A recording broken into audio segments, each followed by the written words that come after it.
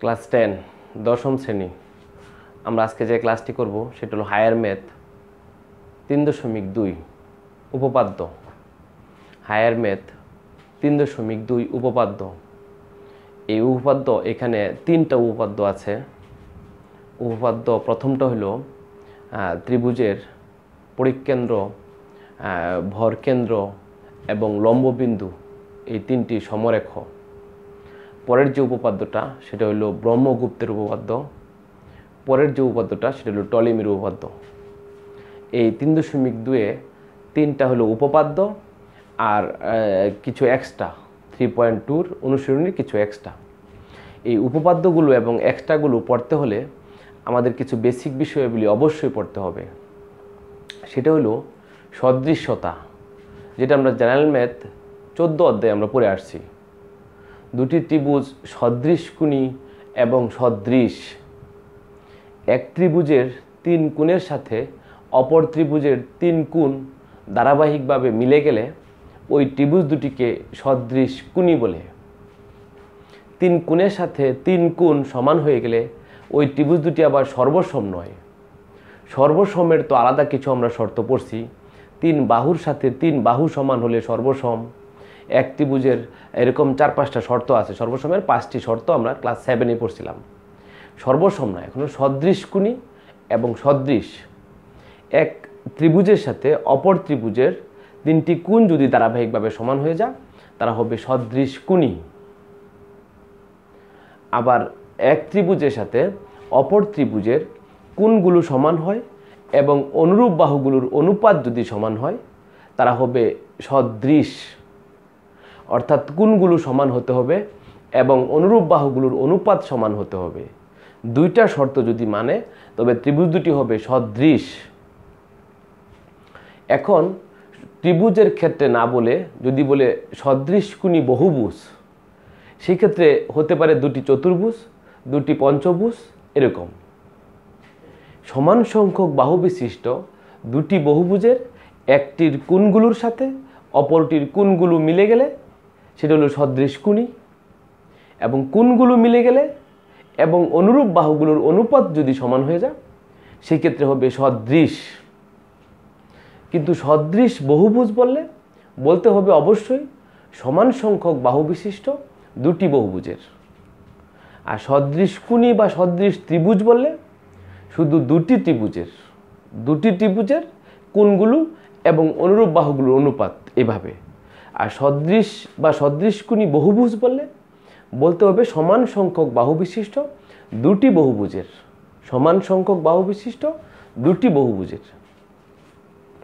এখন একটু খেয়াল করো, এই যে একটা ত্রিভুজ, এই যে একটা ত্রিভুজ A B C D E F.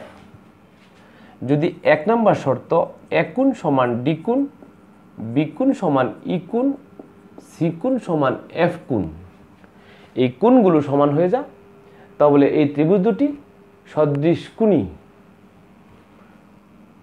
এই শর্ত মানলে সদৃশকুণী। যদি এই কোণগুলো সমান হয় এবং অনুরূপ বাহুগুলোর অনুপাত সমান হয়, এক কোণের বিপরীত বাহু বিসি, ডি কোণের বিপরীত বাহু EF, BC by EF equal to AB by DE equal to AC by DF.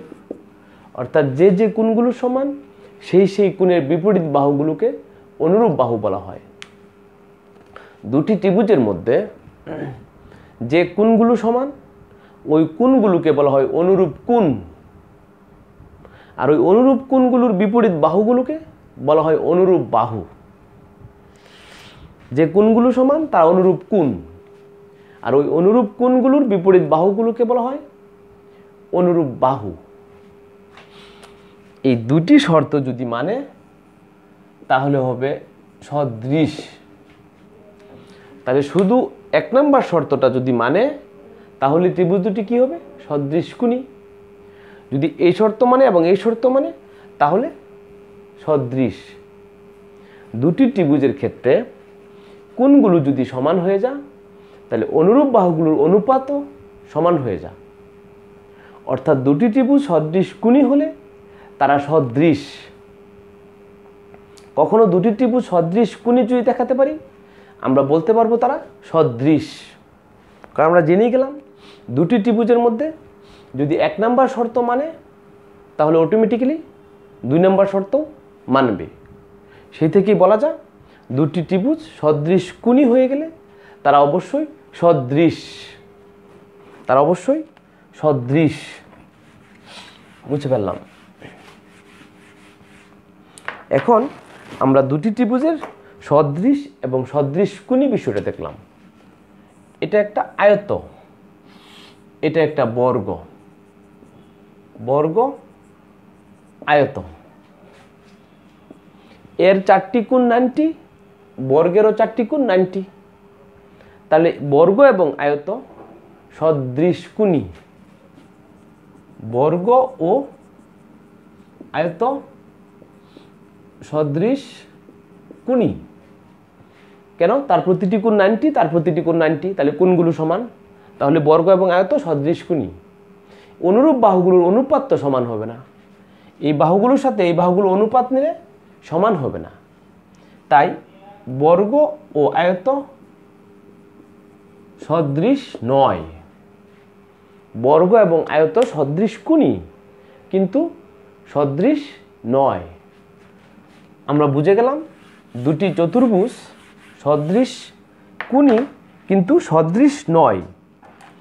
কিন্তু দুটি বহুভুজ, হোক ত্রিভুজ হোক চতুর্ভুজ হোক যে কোনো বহুভুজ, দুটি যদি সদৃশ হয়, মাস্ট বি তারা সদৃশ কোণী। সদৃশ কখন হয়েছে? দুটি ক্রাইটেরিয়া মিলে, দুটি শর্ত মানলেই তো সদৃশ হয়েছে। তা দুটি বহুভুজ যখন সদৃশ হবে তারা অবশ্যই সদৃশ কোণী। ওকে, এখন দেখো আমরা দেখলাম আমরা কীরকম সর্বসম এর কিছু শর্ত পড়ছিলাম। এক ত্রিভুজের 3 বাহুর সাথে অপর ত্রিভুজের 3 বাহু সমান হলে সর্বসম, সমকোণী ত্রিভুজের অতিভুজ সমান হলে আর একটা করে বাহু সমান হলে সর্বসম, আরও এরকম সর্বসমের কিছু শর্ত পড়ছিলাম। এরকম দুটি ত্রিভুজ কখন সদৃশ হবে? দুটি ত্রিভুজ কখন সদৃশ হবে? 3 কোণের সাথে 3 কোণ, 3 কোণের সাথে 3 কোণ যখন সমান হয়ে যাবে তখন সদৃশ হবে। ওই যে 3 কোণের সাথে 3 কোণ সমান হয়ে গেলে সদৃশ কোণী অর্থাৎ সদৃশ। 2 নাম্বার, একটি করে কোণ, উদাহরণ দিয়ে আমি দেখাইতেছি। A B C D E F, যদি এক কোণ সমান ডি কোণ এবং এই এক কোণ সংলগ্ন দুইটা বাহুর যে অনুপাত, এক কোণ সংলগ্ন দুইটা বাহুর যে অনুপাত, এক কোণের সাথে এ বি আর এ সি, ডিই আর ডিএফ, এ বির সাথে ডিই ইকুয়াল টু এসির সাথে ডিএফ। অর্থাৎ দুটি ত্রিভুজের মধ্যে একটি করে কোণ সমান হলে এবং ওই কোণ সংলগ্ন বাহুগুলোর অনুপাত যদি সমান হয়ে যায় তাহলে হবে সদৃশ। আরেকটা শর্ত হলো A B C D E F, এক ত্রিভুজের 2 কোণের সমষ্টির সাথে অপর ত্রিভুজের 2 কোণের সমষ্টি যদি সমান হয়ে যায়, যেমন এক কোণ প্লাস বি কোণ ইকুয়াল টু যদি ডি কোণ প্লাস ই কোণ হয়। এক ত্রিভুজের 2টি কোণের সমষ্টি যদি অপর ত্রিভুজের 2টি কোণের সমষ্টি সমান হয় তাহলে ত্রিভুজ দুটি সদৃশ হবে। কেন? 2টি করে কোণের সমষ্টি সমান যদি হয়ে যায় তাহলে বাকি যে কোণ দুটো থাকে ওই কোণ দুটাও সমান, কারণ ত্রিভুজের 3 কোণের সমষ্টি 180 ডিগ্রি। তাহলে 3টা করে কোণই তো সমানই হয়ে গেল। তাহলে ত্রিভুজ দুটি সদৃশ কোণী অর্থাৎ সদৃশ। এরকম আরও কিছু শর্ত মানলে দুটি ত্রিভুজ সদৃশ হবে। 3 কোণের সাথে 3 কোণ সমান হয়ে গেলে আর একটি করে কোণ সমান হলে এবং ওই কোণ সংলগ্ন বাহুগুলোর অনুপাত যদি সমান হয়ে যায় তবে ত্রিভুজ দুটি সদৃশ হবে। আর এক ত্রিভুজের দুটি কোণের সমষ্টির সাথে অপর ত্রিভুজের দুটি কোণের সমষ্টি যদি সমান হয় সেই ক্ষেত্রেও ত্রিভুজ দুটি সদৃশ হবে। আমরা সদৃশ হওয়ার কিছু শর্ত দেখলাম, দুটি ত্রিভুজ সদৃশ হওয়ার কিছু শর্ত আমরা দেখলাম, দুটি ত্রিভুজ সদৃশ হওয়ার কিছু শর্ত আমরা দেখলাম।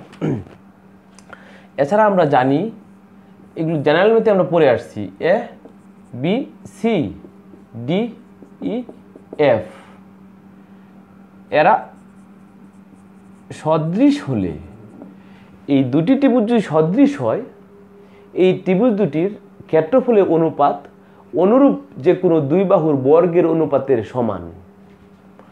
অর্থাৎ ত্রিভুজ এবিসি বাই ত্রিভুজ DEF equal to AB square by DE square হতে পারে BC square by EF square হতে পারে AC square by DF square. এখানে আমরা কী শিখলাম? দুটি ত্রিভুজ যদি সদৃশ বা সদৃশকোণী হয়, দুটি ত্রিভুজ যদি সদৃশ বা সদৃশকোণী হয় এদের ক্ষেত্রফলের অনুপাত অনুরূপ দুই বাহুর বর্গের অনুপাতের সমান, অনুরূপ যে কোনো দুই বাহুর বর্গের অনুপাতের সমান। এগুলো আমরা বেসিকগুলো শিখতেছি এমসিকিউ এর জন্য, বা এগুলো উপপাদ্যে আমরা প্রয়োগ করব বা এক্সট্রাতে আমরা প্রয়োগ করব। এখন ত্রিভুজের ইম্পর্টেন্ট টপিকস হলো পরিকেন্দ্র। ত্রিভুজের পরিকেন্দ্র, ত্রিভুজের যে কোনো দুই বাহুর লম্ব দ্বিখণ্ডক যে বিন্দুতে ছেদ করে সেটাই ত্রিভুজের পরিকেন্দ্র। ত্রিভুজের পরিকেন্দ্র, ত্রিভুজের পরিকেন্দ্র, ত্রিভুজের যে কোনো দুই বাহুর লম্ব দ্বিখণ্ডক, এই যে একটা ত্রিভুজ এ বি সি, এই বাহুর লম্ব দ্বিখণ্ডক এইখানে গেল, এই বাহুর লম্ব দ্বিখণ্ডক এখানে আসলো, ও বিন্দুতে যদি মিলিত হয় ও হবে ত্রিভুজের পরিকেন্দ্র। এভাবে আমরা যদি বিসি কেও সমদ্বিখণ্ডিত করি, লম্ব দ্বিখণ্ডক করি, সেটা ও বিন্দুতেই মিলবে। যে কোনো দুই বাহুর লম্ব দ্বিখণ্ডকের যে ছেদবিন্দু সেটাই ত্রিভুজের পরিকেন্দ্র। তাহলে আরেকটা বাহু যে বাকি রইল তার যদি লম্ব দ্বিখণ্ডক আঁকি সে ওই পরিকেন্দ্র দিয়ে যাবে। অর্থাৎ একটা ত্রিভুজের তিন বাহুর লম্ব দ্বিখণ্ডক করলে একটি সাধারণ বিন্দু পাওয়া যাবে, ও বিন্দুতেই মিলবে। তিনটা বাহুরই লম্ব দ্বিখণ্ডক একটা বিন্দুতে অবশ্যই ছেদ করবে। এভাবে ত্রিভুজের যে কোনো দুই বাহুর লম্ব দ্বিখণ্ডকের যে ছেদবিন্দু সেটাই ত্রিভুজের পরিকেন্দ্র, সেটাই ত্রিভুজের কি? পরিকেন্দ্র। এরপরে ত্রিভুজের ভরকেন্দ্র। ভরকেন্দ্র জানতে হলে প্রথমে জানতে হবে মধ্যমা। ত্রিভুজের শীর্ষ থেকে বিপরীত বাহুর মধ্যবিন্দুর সংযোজক সরলরেখাকে মধ্যমা বলে। এটা ত্রিভুজ শীর্ষ থেকে এই বিপরীত বাহুর মাঝখানে আসলে মধ্যমা, এডি মধ্যমা। এবিসি ত্রিভুজে এডি মধ্যমা। একটা ত্রিভুজের মধ্যমা তিনটার যে বিন্দুতে ছেদ করে সেটা ত্রিভুজের ভরকেন্দ্র। একটা ত্রিভুজের তিনটা মধ্যমা যে বিন্দুতে ছেদ করবে সেটা ত্রিভুজের ভরকেন্দ্র। দুইটা মধ্যমা যেখানে ছেদ করবে তৃতীয় যে মধ্যমাটা আছে সেটা মাস্ট বি ওইখানেই ছেদ করবে। ত্রিভুজের দুটি মধ্যমা যেখানে ছেদ করবে তৃতীয় যে আরেকটা মধ্যমা সেটা ওইখানেই ছেদ করবে। এটাকে বলে ভরকেন্দ্র, সেন্টার অফ মাস, ইংরেজিতে বলে সেন্টার অফ মাস। ভরকেন্দ্র জি দ্বারা প্রকাশ করা হয়। এটা ত্রিভুজের ভরকেন্দ্র। ভরকেন্দ্রের একটা বৈশিষ্ট্য হলো এডি বিই সিএফ জি। ভরকেন্দ্রের একটি ধর্ম হলো সে প্রতিটি মধ্যমাকে 2:1 অনুপাতে ভাগ করে। এটা আমি একটু পরেই বলতেছি। এরপরে যে টপিকসটা সেটা হলো লম্ব বিন্দু। এই যে ত্রিভুজ শীর্ষ থেকে লম্ব আঁকলাম এডি, এ থেকে একটা লম্ব আঁকলাম এডি, বি থেকে একটা লম্ব আঁকলাম, এটা কোনো মধ্যমা নয়। সি থেকে একটা লম্ব আঁকলাম, এটা কোনো মধ্যমা নয়। তিনটা লম্ব একটা বিন্দুতে মিলিত হয়, এটা ত্রিভুজের লম্ব বিন্দু। শীর্ষ থেকে বিপরীত বাহুর উপর অঙ্কিত লম্বত্রয়, তিনটা লম্ব যেখানে মিলিত হয়, যেখানে ছেদ করে, সেটাই ত্রিভুজের লম্ব বিন্দু। কতগুলো কথা শিখলাম। ত্রিভুজের পরিকেন্দ্র, দুই বাহুর লম্ব দ্বিখণ্ডক যেখানে ছেদ করবে পরিকেন্দ্র। মধ্যমা, শীর্ষ থেকে বিপরীত বাহুর মধ্যবিন্দুর সংযোজক যে সরলরেখা তাকে মধ্যমা বলে। ভরকেন্দ্র, ত্রিভুজের তিনটা মধ্যমা যেখানে মিলিত হয় সেটাই ত্রিভুজের ভরকেন্দ্র। ভরকেন্দ্র প্রত্যেকটি মধ্যমাকে 2:1 অনুপাতে ভাগ করে। আমি দেখাচ্ছি। লম্ববিন্দু, ত্রিভুজের শীর্ষ থেকে বিপরীত বাহুর উপর লম্ব আঁকলে তিনটা লম্ব, তিন শীর্ষ থেকে তিনটা লম্ব আঁকা যাবে, যেখানে ছেদ করবে সেটাই ত্রিভুজের লম্ববিন্দু। এখন আমরা একটা ইম্পর্টেন্ট বেসিক শিখব, সেটা হলো ত্রিভুজের ভরকেন্দ্র যে প্রতিটি মধ্যমাকে 2:1 অনুপাতে ভাগ করে। ভরকেন্দ্র প্রতিটি মধ্যমাকে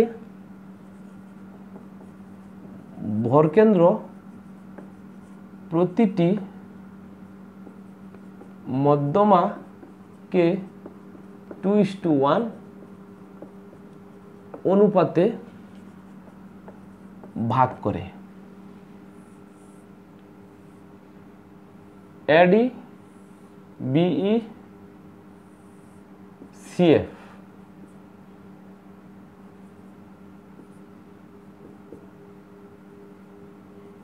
জি। ABC ত্রিভুজে তিনটা মধ্যমা, AD BE CF। জি হলো ভর কেন্দ্র। জিটা কি? ভর কেন্দ্র। খেয়াল করো, ইম্পর্টেন্ট বিষয়। এই যে ভরকেন্দ্র জি, এই জি বিন্দুর ধর্ম হলো সে এডিকে 2:1 অনুপাতে ভাগ করে। এডিকে 2:1 অনুপাতে ভাগ করে, এর মানে হলো এডি যদি 6 মিটার হয়, এডি যদি 6 মিটার হয়, এইখানে ধরো একটা বাদ, এখানে 2, এখানে 2, এখানে 2। খেয়াল করো, এডি যদি 6 মিটার হয়, এডি যদি 6 মিটার হয়, এজিতে থাকবে দুইটা ভাগ, মানে 2 আর 2 4, আর ডিজিতে থাকবে একটা ভাগ 2 মিটার।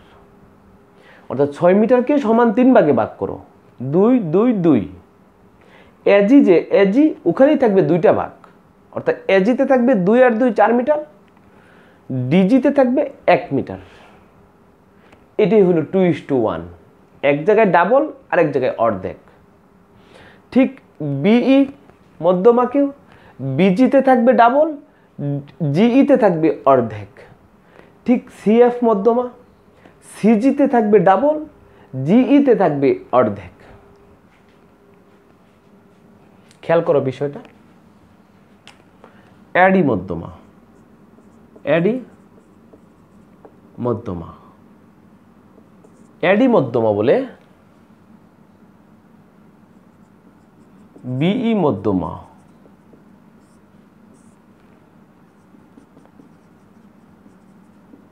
সিএফ মধ্যমা। এডি যখন মধ্যমা, তখন এজিটা 2 ডিজি, মানে এজিটা ডিজির ডাবল। উল্টায় বললে ডিজিটা হাফ এজি। 6 মিটারের মধ্যে এখানে কত? 4 মিটার, দুইটা ভাগ। তিনটা ভাগের এজিতে থাকে দুইটা ভাগ, ডিজিতে থাকে একটা ভাগ। তাহলে বলা যায় এজিটা এডির 3 ভাগের 2 ভাগ। এজিটা এডির 3টা ভাগের 2টা ভাগ। নিচে ডিজিটা এডির 3টা ভাগের 1টা ভাগ। এজিটা এডির 3 ভাগের 2 ভাগ, এডিটা এজি। 3 নাম্বার ডিজিটা 3 ভাগের 1 ভাগ এডির, এডিটা 3 ডিজি। তিনটা 6টা কথা লিখতে পারলাম। আসো যখন বিই মধ্যমা, তখন 1 নাম্বার হলো বিজিটা টু জিই, জিইটা হাফ বিজি, বিজিটা 3/2 বিই, বিইটা 3/2 বিজি, জিইটা 3/1 বিই, বিইটা 3 জিই, বিইটা 3জি। সিএফ মধ্যমার সময় ওই একই 3টা কথা লিখতে পারবো। সিএফ মধ্যমার সময় সিজিটা টু জিএফ, জিএফটা হাফ সিজি।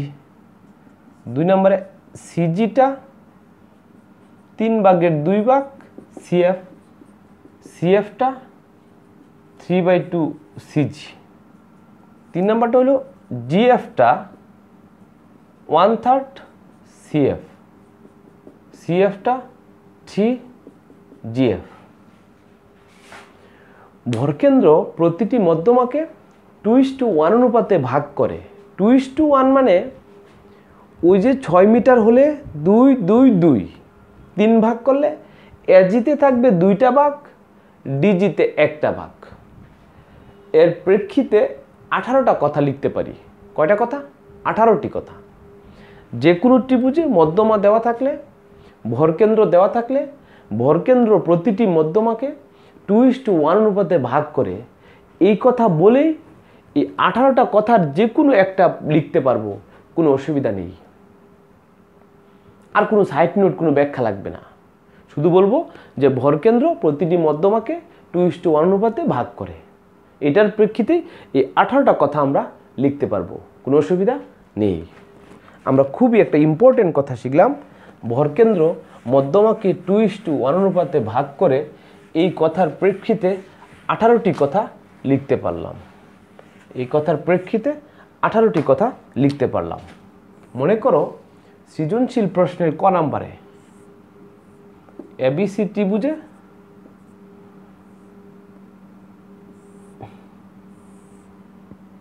এডি মধ্যমা, জি ভরকেন্দ্র,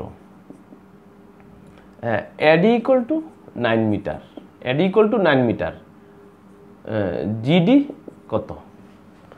এবিসি ত্রিভুজে সৃজনশীল প্রশ্নে ক নাম্বারে আসে? এবিসি ত্রিভুজে এডি মধ্যমা, জি ভরকেন্দ্র। তাহলে এডি যদি হয় 9 মিটার, জিডি কত? ওই যে ভরকেন্দ্র মধ্যমাকে 2:1 অনুপাতে ভাগ করে, এই কথা লিখেই আমি লিখব জিডিটা এডির, জিডিটা এডির, জিডিটা এডির 3/1। তাহলে 3:1 × 9 ইকুয়াল টু 3, ইকুয়াল টু কত? 3 মিটার। এই নিয়মের সাহায্যে ওই 18টা কথা প্রয়োগ করে যে কোনো একটা অংশ চাইলে আমরা বের করতে পারবো। এরকম প্রশ্ন আসে সৃজনশীল প্রশ্নের ক নাম্বারে। 3.2 থেকে সৃজনশীল প্রশ্নের ক নাম্বারে আসে এরকম প্রশ্ন। এখন দেখো খুব ইম্পর্টেন্ট বিষয়, এটা হলো নববিন্দু বৃত্ত। নববিন্দু বৃত্ত, নববিন্দু বৃত্ত। নব মানে 9, নব মানে 9 বিন্দু দিয়ে অঙ্কিত বৃত্ত। নব কথার অর্থ নতুনও বোঝায়, কিন্তু এখানে নব কথার অর্থ 9, নববিন্দু বৃত্ত। নববিন্দু বৃত্ত মানে এমন একটা বৃত্ত আঁকবো যেটা 9টা বিন্দুর উপর দিয়ে যায়। এরূপ বৃত্তকে বলা হবে নববিন্দু বৃত্ত। সংখ্যাটা কি আসতেছে খেয়াল করো। এই যে একটা ত্রিভুজ এ বি সি, ত্রিভুজের বাহুগুলোর মধ্যবিন্দু ত্রয়। ত্রিভুজের 3টা বাহুর মধ্যবিন্দু নিলাম। ত্রিভুজের বাহুগুলোর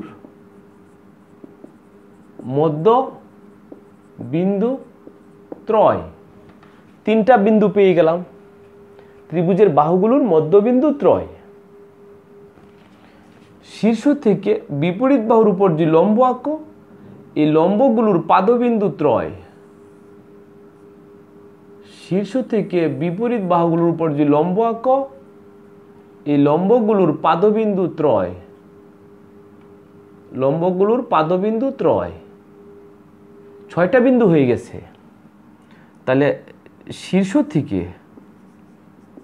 শীর্ষবিন্দু থেকে বিপরীত বাহুর উপর অঙ্কিত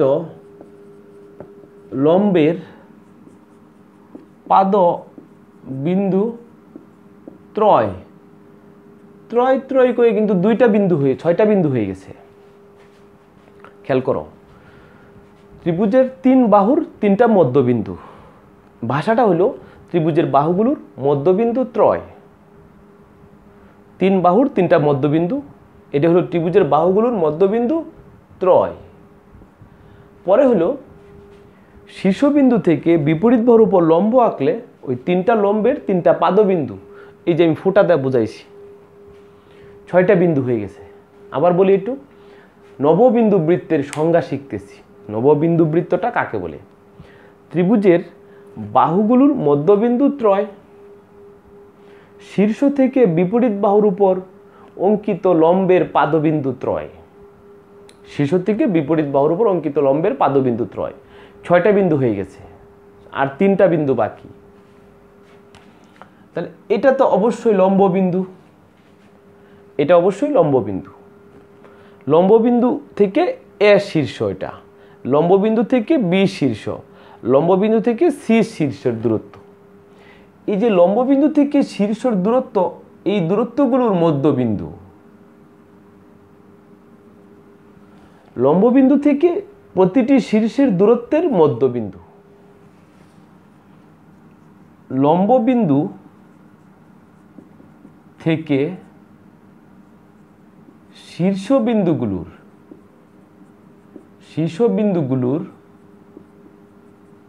সংযোজক সরল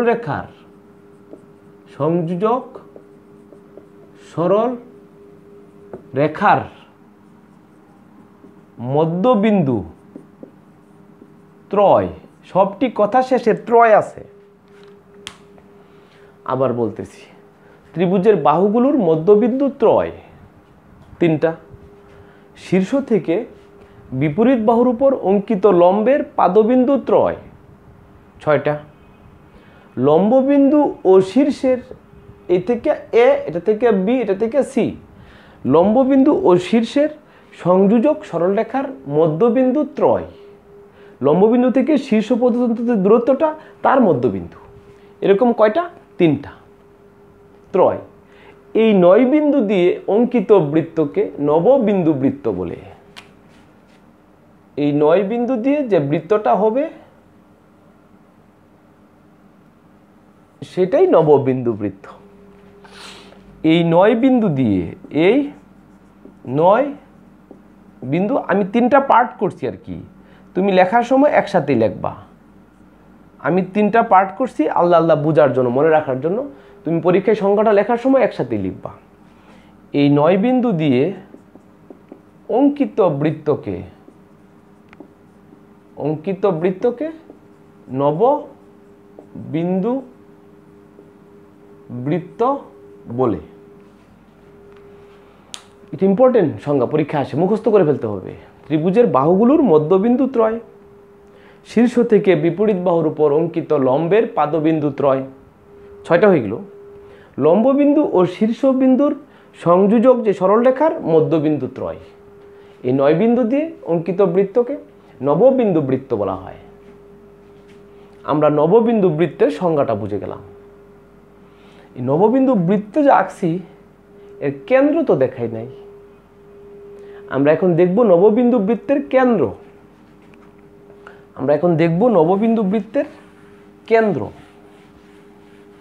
নববিন্দু বৃত্তের কেন্দ্র। বিন্দু বৃত্তের কেন্দ্র। এটা তো ত্রিভুজের লম্ব বিন্দু, এটা লম্ব বিন্দু। আর দুই বাহুকে লম্ব দ্বিখণ্ডিত করলে পাবো ত্রিভুজের পরিকেন্দ্র। মনে করো এসিকে যদি লম্ব দ্বিখণ্ডিত করি, এখানে আসলো, এটাকে লম্ব দ্বিখণ্ডিত করলে এখানে গেল, এইটা ত্রিভুজের পরিকেন্দ্র। এটা ছিল লম্ব বিন্দু। আর এখন যে আমি দুইটা বাহুকে লম্ব দ্বিখণ্ডিত করলাম, ছেদ করলো যে, ওটা ত্রিভুজের পরিকেন্দ্র। এই ফুটাটা লম্ব বিন্দু, এই ফুটাটা পরিকেন্দ্র। লম্ব বিন্দু এবং পরিকেন্দ্রের সংযোগ রেখা আঁকবো। এই যে লম্ব বিন্দু এবং পরিকেন্দ্রের সংযোগ রেখার যে মধ্যবিন্দু, সেটাই পরিবৃত্তের, সেটাই নববিন্দু বৃত্তের কেন্দ্র। এই যেটা ত্রিভুজের লম্ব বিন্দু ও পরিকেন্দ্রের, ত্রিভুজের লম্ববিন্দু ও পরিকেন্দ্রের, লম্ববিন্দু পরে একটা সমদ্বিখণ্ডক করে পাইলাম পরিকেন্দ্র, লম্ববিন্দু এবং পরিকেন্দ্রের সংযোগ রেখার যেটা মধ্যবিন্দু, লম্ববিন্দু ও পরিকেন্দ্রের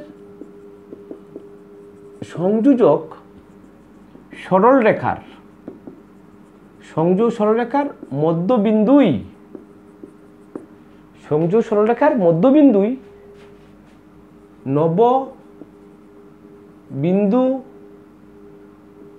বৃত্তের কেন্দ্র। নববিন্দু বৃত্তের কেন্দ্র। নববিন্দু বৃত্তের কেন্দ্র কাকে বলে? ত্রিভুজের লম্ববিন্দু এবং ওই ত্রিভুজের পরিকেন্দ্রের সংযোজক রেখার যে মধ্যবিন্দু, সেটাই নববিন্দু বৃত্তের কেন্দ্র। এই কেন্দ্রকে কেন্দ্র করে 9টা বিন্দুর যে কোনো একটার সমান ব্যাসার্ধ নিয়ে বৃত্ত আঁকলেই 9 বিন্দু দেওয়া যাবে। আর এই পরিকেন্দ্রকে কেন্দ্র করে যে কোনো শীর্ষের সমান ব্যাসার্ধ আঁকলে এটা পাবো ত্রিভুজের পরিবৃত্ত। টোটালটা শীর্ষ দিয়ে যেটা যাবে ওইটা ত্রিভুজের পরিবৃত্ত। একটা ত্রিভুজের পরিবৃত্ত নববিন্দু বৃত্তের ব্যাসার্ধের পরিবৃত্তের ব্যাসার্ধ, ত্রিভুজের পরিবৃত্তের ব্যাসার্ধ, পরিবৃত্ত তো বড় আর নববিন্দু বৃত্তটা ছোট। ত্রিভুজের পরিবৃত্তের ব্যাসার্ধ নববিন্দু বৃত্তের ব্যাসার্ধের দ্বিগুণ। উল্টায় বললে একটা ত্রিভুজের নববিন্দু বৃত্তের ব্যাসার্ধ পরিবৃত্তের ব্যাসার্ধের অর্ধেক। এই যে নববিন্দু বৃত্ত বলো, পরিবৃত্ত বলো, অন্তবৃত্ত বলো, সবই কিন্তু ত্রিভুজের। একটা ত্রিভুজের পরিবৃত্তের ব্যাসার্ধ নববিন্দু বৃত্তের ব্যাসার্ধের দ্বিগুণ। উল্টায় বলো একটা ত্রিভুজের নববিন্দু বৃত্তের ব্যাসার্ধ পরিবৃত্তের ব্যাসার্ধের অর্ধেক। এই কথাগুলো শিখলাম, দুইটা কথা, একটা হলো দ্বিগুণ আর একটা হলো অর্ধেক। ওই পরিবৃত্তের ব্যাসার্ধটা নববিন্দু বৃত্তের ব্যাসার্ধের দ্বিগুণ আর নববিন্দু বৃত্তের ব্যাসার্ধটা ত্রিভুজের পরিবৃত্তের ব্যাসার্ধের অর্ধেক। এই দুইটা কথা শিখলাম, দুইটা কথাই শিখলাম। ওকে, আমরা এই 3.2-তে এই বেসিক বিষয়গুলি আমাদের কাজে লাগবে। এর পরবর্তী টপিকসে 3টা উপপাদ্য আর কিছু 3.2-এর কিছু এক্সট্রা। তো প্রথমে শিখলাম সদৃশকুণী এবং সদৃশ এই বিষয়টা, পরে শিখলাম ত্রিভুজের পরিকেন্দ্র, ত্রিভুজ মধ্যমা, ভরকেন্দ্র, লম্ববিন্দু। ভরকেন্দ্র প্রতিটি মধ্যমাকে 2:1 অনুপাতে ভাগ করে। এই যে 2:1 অনুপাতে ভাগ করে এর সাপেক্ষে 18টি কথা শিখছি। কয়টি কথা? 18টি কথা। 2:1 অনুপাতে ভাগ করে এই কথা বলার পরেই 18টি কথার যে কোনো একটি কথা আমি প্রয়োগ করতে পারবো। ওখানে সৃজনশীল প্রশ্নে ক নম্বরে কীরকম প্রশ্ন আসে আমি দেখাইছি। এরপরে শিখলাম নববিন্দু বৃত্ত, ত্রিভুজের বাহুগুলোর মধ্যবিন্দু ত্রয়, শীর্ষ থেকে বিপরীত বাহুর উপর অঙ্কিত লম্বের পাদবিন্দু ত্রয়, লম্ববিন্দু ও শীর্ষের সংযোজক সরলরেখার মধ্যবিন্দু ত্রয়। আন্তাজি মুখস্থ করলে মনে থাকবে না, মেমোরির সাথে মিলাই মিলাই মুখস্থ করতে হবে, তাহলে সারা জীবন মনে থাকবে। এই 9টি বিন্দু দিয়ে অঙ্কিত বৃত্তকে নববিন্দু বৃত্ত বলা হয়। পরে শিখলাম নববিন্দু বৃত্তের কেন্দ্রটা কীভাবে পাওয়া যায়। কীভাবে পাওয়া যায় আমি দেখাইছি। পরে পরিবৃত্তের ব্যাসার্ধটা নববিন্দু বৃত্তের ব্যাসার্ধের দ্বিগুণ, আর নববিন্দু বৃত্তের ব্যাসার্ধটা পরিবৃত্তের ব্যাসার্ধের অর্ধেক। আমরা যদি এটা পরীক্ষায় কখনো আঁকা আসে না, নববিন্দুটা বৃত্তটা কখনো অঙ্কন সম্পাদ্য হিসাবে আসে না।